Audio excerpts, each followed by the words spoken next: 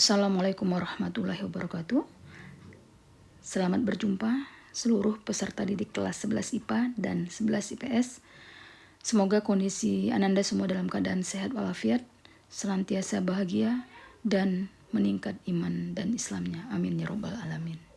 Anak-anak ibu yang sangat ibu cintai, minggu kemarin kita sudah melaksanakan evaluasi pembelajaran tentang materi hak asasi manusia. Untuk pertemuan kali ini kita akan membahas masalah sistem dan dinamika demokrasi Pancasila. Pada materi tentang sistem dan dinamika demokrasi Pancasila ini nanti Ananda semua diajak untuk menyelami atau memahami tentang sistem demokrasi yang ada di negara kita. Kemudian setelah mempelajari materi ini, diharapkan nanti seluruh peserta didik mampu merasakan manfaat dari pelaksanaan demokratisasi di negara kita yang tercinta ini.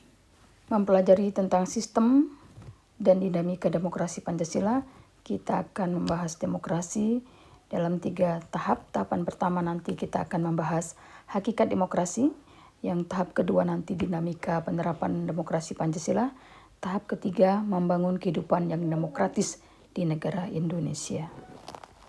Untuk hari ini kita mempelajari tahap pertama tentang demokrasi, yaitu hakikat demokrasi. Nanti terdiri dari pengertian atau hakikat demokrasi, kemudian di bagian keduanya klasifikasi atau macam demokrasi, yang sesi ketiga nanti ke prinsip-prinsip demokrasi. Oke, sebelum ke materi hakikat demokrasi, Ibu tampilkan dulu tentang siklus Polybius, bahwa diyakini oleh penelitian Polybius, sebuah negara mengalami siklus ini. Pertama, sebuah negara akan menjadi monarki, kemudian mengalami penurunan menjadi tirani, kemudian menjadi aristokrasi, kemudian oligarki, kemudian menjadi demokrasi dan oklokrasi, kemudian kembali lagi ke monarki. Tapi sekarang kita mengenal, akrab di telinga kita adalah demokrasi dan monarki. Digambarkan oleh Polybius di demokrasi bahwa sifatnya baik, untuk kepentingan rakyat, dipegang oleh rakyat. Kata demokrasi sangat akrab di telinga kita, sering kita lihat atau kita baca di media massa, media sosial, dan lain sebagainya. Banyak orang menafsirkan kata demokrasi menurut sudut pandangnya sendiri-sendiri. Nah, supaya semuanya tidak berpendapat sendiri-sendiri, maka kemudian kita bahas tentang pengertian demokrasi. Anak-anak ibu yang tercinta, demokrasi secara etimologis berasal dari bahasa Yunani yang terdiri dari kata-kata demos dan kratos. Demos diartikan sebagai rakyat, sedangkan kratos atau kretein berarti pemerintahan. Jadi secara garis besarnya dikatakan demokrasi adalah pemerintahan rakyat. Setelah mengetahui arti secara etimologis, kita juga dapat mempelajari tentang pengertian demokrasi menurut para ahli. Salah satunya adalah mantan Presiden Amerika Serikat yang ke-16, yaitu Abraham Lincoln. Beliau mengatakan demokrasi adalah suatu pemerintahan dari rakyat, oleh rakyat, dan untuk rakyat. Jadi rakyat dengan serta-merta mempunyai kebebasan untuk melakukan semua aktivitas kehidupan, termasuk aktivitas politik, tanpa adanya tekanan dari pihak manapun. Karena pada hakikatnya yang berkuasa adalah rakyat untuk kepentingan bersama. Rakyat diberi peran penting dalam menentukan atau memutuskan berbagai hal yang menyangkut kehidupan bersama sebagai sebuah bangsa dan negara. Tetapi di negara Indonesia tentunya rakyat tidak bisa sekehendak hatinya, karena tentunya ada undang-undang yang memberi aturan-aturan. Setelah kita membahas makna demokrasi, sekarang kita membahas tentang macam-macam demokrasi atau klasifikasi demokrasi. Untuk macam-macam demokrasi ini kita tinjau melalui 3 hal. Pertama, didasarkan pada proses penyaluran kehendak rakyat. Ini kita kenal ada 3 demokrasinya. Pertamalah demokrasi langsung, kemudian demokrasi tidak langsung, ketiga itu demokrasi dengan perwakilan melalui sistem referendum. Demokrasi langsung yaitu paham demokrasi yang mengikut sertakan setiap warga negaranya dalam permusyawaratan untuk menentukan kebijakan umum negara atau undang-undang secara langsung. Demokrasi tidak langsung, yaitu paham demokrasi yang dilaksanakan melalui sistem perwakilan. Ini terjadi karena suasana atau kondisi negara yang luas dan jumlah penduduknya yang banyak. Sehingga masalah yang dihadapinya cukup kompleks. Biasanya demokrasi perwakilan ini dilaksanakan melalui pemilihan umum. Ketiga, demokrasi perwakilan dengan sistem referendum.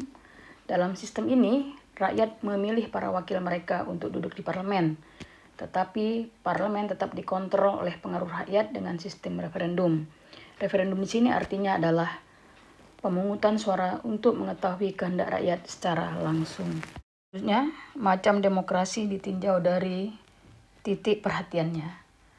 Ada 3, yaitu pertama demokrasi formal, di mana demokrasi ini menjunjung tinggi persamaan dalam bidang politik tanpa disertai upaya untuk mengurangi atau menghilangkan kesenjangan dalam bidang ekonomi. Biasanya dianut oleh negara-negara liberal. Selanjutnya demokrasi material, menitikberatkan pada upaya menghilangkan perbedaan dalam bidang ekonomi, sedangkan persamaan dalam bidang politik kurang diperhatikan, bahkan kadang-kadang dihilangkan. Biasanya dianut oleh negara-negara komunis. Kemudian yang ketiga adalah demokrasi gabungan. Demokrasi ini mengambil kebaikan yang ada di demokrasi formal dan demokrasi material, dan konon kabarnya dianut oleh negara-negara non-blok. Yang ketiga adalah demokrasi berdasarkan ideologi. Untuk ini, demokrasi dibedakan menjadi 2, yaitu pertama, demokrasi konstitusional, di mana demokrasi ini didasarkan pada kebebasan atau individualisme.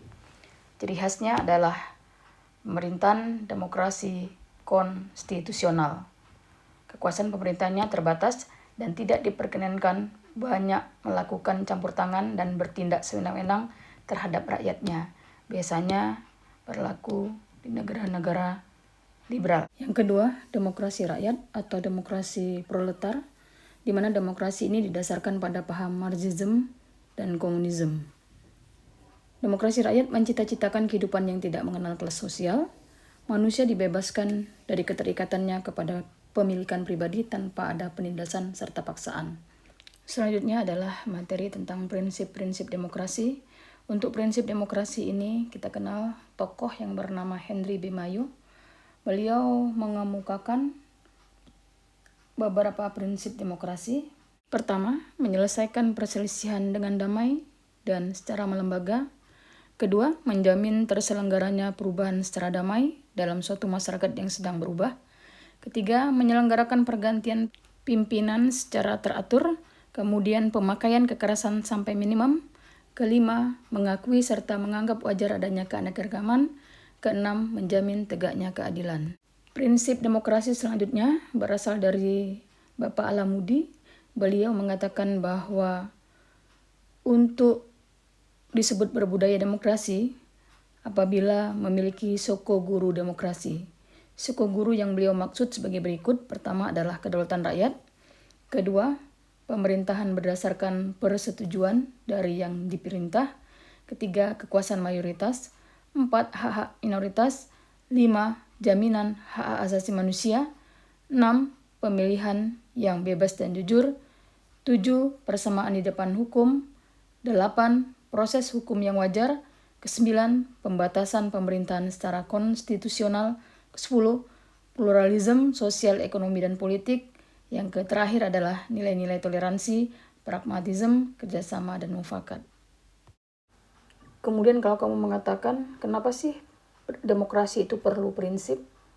Karena sesungguhnya prinsip-prinsip itu mengandung nilai-nilai yang diperlukan untuk mengembangkan suatu bentuk pemerintahan yang demokratis.